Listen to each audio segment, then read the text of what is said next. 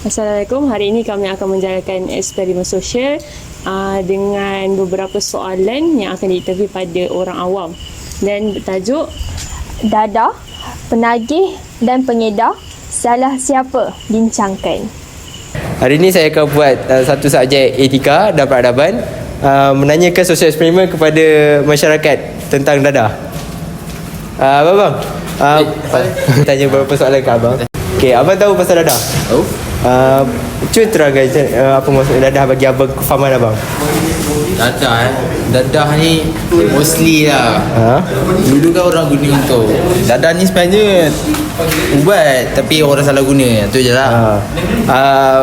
Antara dadah yang abang tahu, Saya tak tahu dadah sangat. Saya tak main. Sikit. okey, bagi pendapat abang, antara pengedar atau penagih, mana yang patut kita salahkan? Jadi saya ingin melantang suara hari ni. Saya nak salahkan penagih. Kenapa? Sebab apa bang? Sebab semua benda yang kita buat, kita sendiri yang nak. Kita nak ke tak nak, itu je. Kita pujuk pakai diri sendiri. Apa nak salahkan penagih lah? Ya, saya penagih. saya akan interview. Jom ikut saya. Assalamualaikum Pakcik. Alam. Boleh tak saya nak interview Pakcik? Interview lah, apa kau nak interview. Okey lah, macam Pakcik tahulah kan.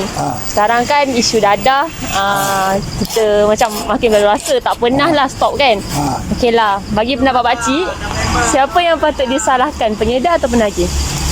Dia sebenarnya dia terpulang pada diri sendiri tau. Macam lillahi ta'ala lah, pakcik pun pernah kat situ. Kalau kita niat kita tu nak berubah, dia akan tinggalkan benda tu. Tak, kita tak boleh nak salahkan pengedar. Pengedar pun menjual. Nak salah pembeli pun boleh juga. Itulah masalahnya. Benda tu. Okay, soalan saya yang kedua, kenapa Pakcik pilih pengedar atau penagih? Bagi pakcik, kalau pengedar penagih ni sama je. Sama je. Tak ada pengedar, tak adalah penagih. Okey. Tu je. Okay. Kenapa individu yang kebanyakan ambil dadah ni semuanya berumur dalam 18 tahun dan ke atas, yang remaja lah? Itu kebanyakan patukan kawan, stres, keluarga, dan macam-macam lah kan. Soalan seterusnya, apakah kesan pengambilan dadah? Kesan dia, efek bila kita dah umur, badan tersakit, kita tak macam orang normal lah. Tapi bila apa tu, hati kita lah kalau nak berubah. Kalau kerja, kita kerja.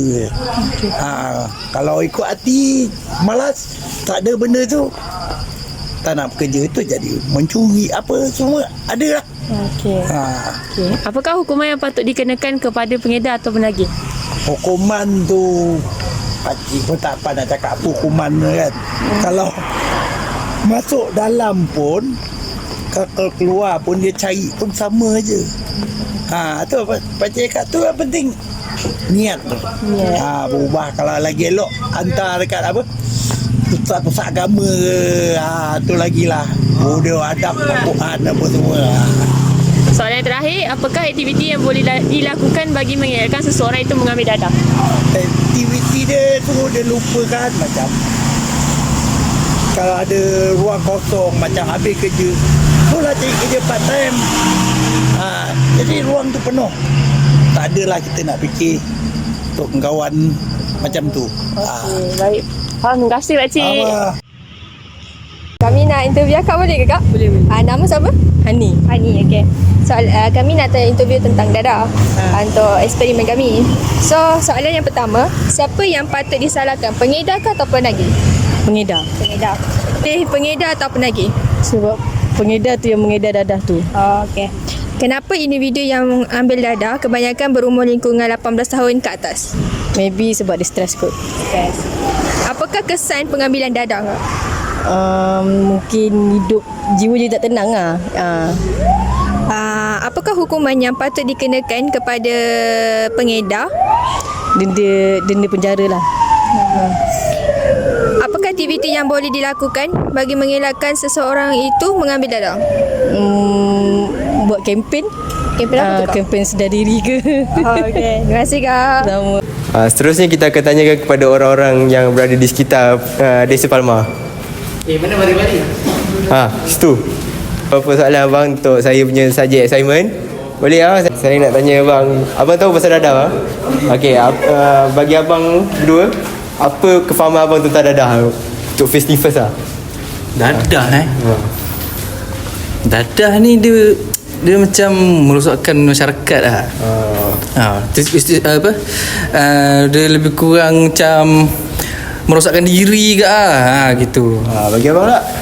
Tapi dalam ada situasi ni, dadah ni dikira sebagai ubat tu. Okay.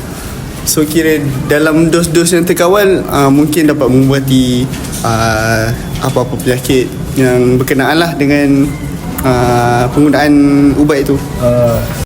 Oh my god! Wow! Antara untuk kefahaman abang, antara dadah yang masyhur lah kat masyarakat kita, antara yang abang tahulah Ganja, selain tu? kokain. Bagi abang tak?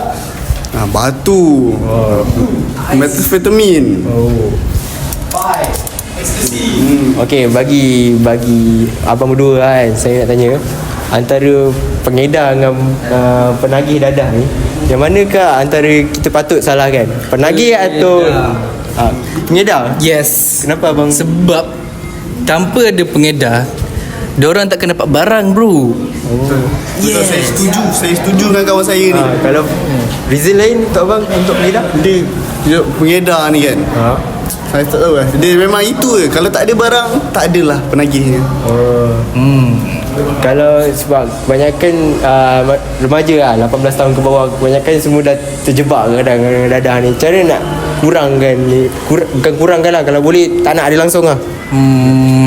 Mungkin kita kena awasi lah daripada ni kan, mak bapak tengok, check sikit bilik tu, check bag ke kan, sebab diorang ni main simpan je. Kalau abang tak? Untuk saya, dengarlah cakap mak bapak tu. Senang. Mak bapak nak yang terbaik untuk kita, betul. Betul? Terima kasih bang untuk apa pandangan abang ni. Terima kasih juga membantu saya punya assignment. Terima kasih bang. Saya akan interview individu kedua. Mari kat saya. Okay, Assalamualaikum Pakcik. Sebelum tu apa nama Pakcik? Saya Azman bin Muhammad Ali. Boleh saya tanya Pakcik beberapa soalan? Okey. Okay, seperti yang Pakcik tahu, dadah sekarang ni kan berleluasa. Daripada dulu sampai sekarang, kes dadah ni tinggilah, tak pernah lah down ke apa kan. Okey, soalan saya yang pertama, siapa yang patut disalahkan, pengedar atau penagih? Pengedar lah. Pengedar. Okey. Kenapa Pakcik pilih pengedar atau penagih? Punca utama pada dia lah. Pakcik dia. Okey. Kenapa individu yang mengambil dadah ni kebanyakannya berumur 18 tahun dan ke atas, remaja lah? Kebanyakan remaja sekarang ni tak macam dulu. Macam sekarang ni banyak tekanan lah dia orang. Okey. Okay, soalan seterusnya, apakah kesan pengambilan dadah? Dia punya kesan dia, kesan-kesannya, risiko dia itulah macam ni nak cakap yalah, dia punya efek-efek dia macam mencuri dan sebagainya lah. Macam melakukan jenayah lah. Apakah hukuman yang patut dikenakan kepada pengedar atau penagih? Kalau hukuman ni ikut akta kerajaan lah. Kerajaan. Okey. Dan yang terakhir, apakah aktiviti yang boleh dilakukan bagi seseorang itu tak mengambil dadah? Kena orang kata, kena banyak bergaul dengan orang, komuniti semua, dan banyakkan aktiviti rumah dan luar lah. Itu je lah, banyak bersukan. Elakkanlah jenis-jenis dadah ni lah.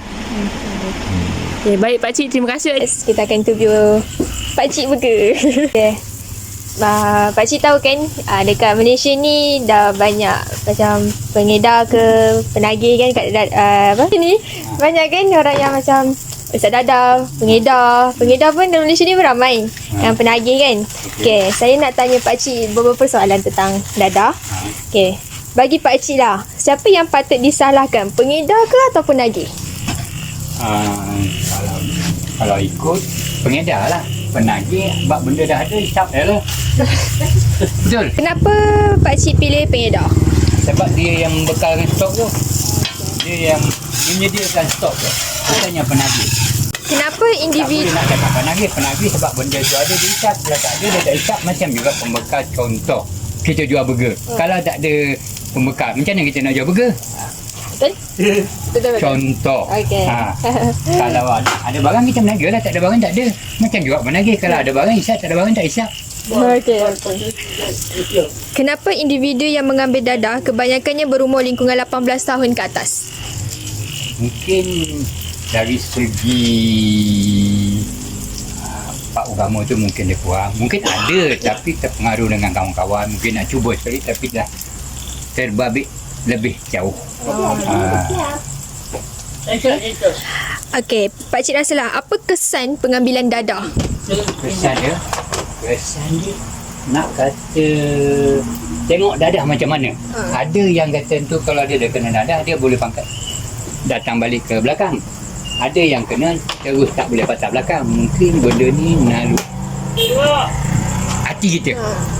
Ini pandangan pakcik. Sebab pun pakcik tu pernah juga Malaysia tapi pakcik boleh survive. Apakah hukuman yang patut dikenakan kepada pengedar? Kalau boleh, kalau setakat kita nak bagi hukuman dari segi duit, dia orang banyak duit. Kalau boleh bagi dia macam yang lebih berat lah pada hukuman biasa. Apa aktiviti yang boleh dilakukan bagi mengelakkan seseorang itu mengambil dadah?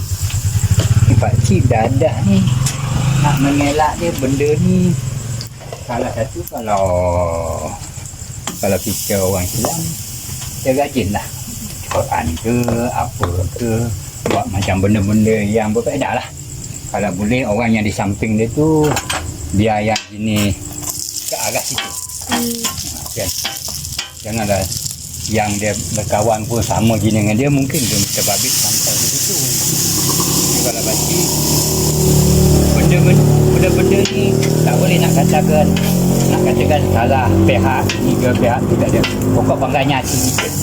Kalau kita tak nak ambil tu je yang pakcik tengok nampak lah. Sebab benda ni kumpulan pada individu masing-masing. Kalau dia rasa benda tu akan mudaratkan masa depan dia, baik dia tak payah ambil, buat apa je nak ambil. Kita pun tak boleh salahkan sesuatu pihak. Sebab benda ni contoh pakcik kata, okey, kita katakan contohlah kita ada tak minat lah air panas, tiba-tiba kita nak minum air sejuk je. Tapi apa impak dia kalau kita minum air sejuk? Macam tu je contoh benda dadah tu. Kalau kita dah tahu kesan dia yang tak elok, baik kita ambil yang untuk menyihatkan badan kita. Kalau nak kata sekarang ni, kalau nak kata program macam-macam program, bina diri lah, PLKN semua ada. Tapi bila keluar pun sama. Sebab apa? Hati.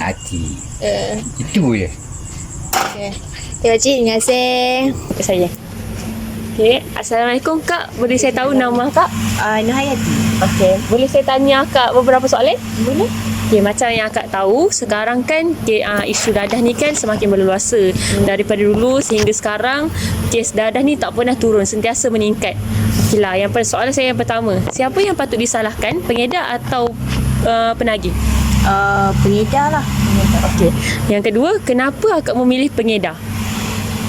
Sebab kalau tak ada pengedar, tak ada penagih. Kenapa individu yang mengambil dadah kebanyakannya berumur 18 tahun dan ke atas, remaja? Mungkin sebab pergaulan, kawan. Soalan seterusnya, apakah kesan pengambilan dadah? Tak sihat. Apakah hukuman yang patut dikenakan kepada pengedar atau penagih? Dipenjara lah. Okay, baiklah, soalan yang saya yang terakhir, apakah aktiviti yang boleh dilakukan bagi mengelakkan seseorang itu mengambil dadah? Bekerja, buat busy dengan benda baik lah. Jangan ambil dadah. Baik Kak, terima kasih. Sama. Saya akan interview orang seterusnya. Okay. Bang, nama abang siapa? Amri. Okey. Okay, abang tahu kan dekat dalam Malaysia ni isu dadah ni tak pernah menurun, sentiasa menaik. Okay, contohlah saya nak tanya abang beberapa soalan tentang dadah. So abang rasalah siapa yang patut disalahkan, pengedar ke atau penagih? Pengedar. Kenapa pilih pengedar? Sebab dia yang jual. Ya, sure. Kenapa individu yang mengambil dadah kebanyakannya berumur lingkungan 18 tahun ke atas? Ikutkan sebaya. Apakah kesan pengambilan dadah? Bahaya. Ya. Apakah hukuman yang patut dikenakan kepada pengedar? Hukuman gantung. Apakah aktiviti yang boleh dilakukan bagi mengelakkan seseorang itu mengambil dadah ataupun mengedar dadah? Mengelakkan dadah. A few moments later. Yelah, aktiviti apa yang abang rasa? Aktiviti apa Bersenam Oh, bersenam. Okey. Terima kasih bang. Itu sahaja soalan saya. Kesimpulan yang telah kami hungkaikan, kebanyakan masyarakat yang kami telah menembual dan telah melakukan social eksperimen, kami berdapati kebanyakan masyarakat memilih pengedar untuk disalahkan dalam penyalahgunaan dadah. Ini banyak sebab yang telah diutarakan. Antara yang masyhurnya, masyarakat berpendapat jikalau tiadanya pengedar, penagih ini tidak akan mengkonsumsi dadah itu kerana tiadanya bekat penyampainya. Selain itu, kami mendapat tinjauan masyarakat sekeliling yang kami terbual celik pengetahuan kerana mereka mengetahui apa itu dadah, jenis dadah. Ini dapat membendung masyarakat daripada penyalahan gunaan dadah. Sekali kami berbangga kerana masyarakat ada usaha untuk membendung penyalahgunaan dadah daripada peringkat kaum B, iaitu daripada peringkat generasi muda untuk tidak terlibat dengan penyalahgunaan dadah. Sekian, terima kasih.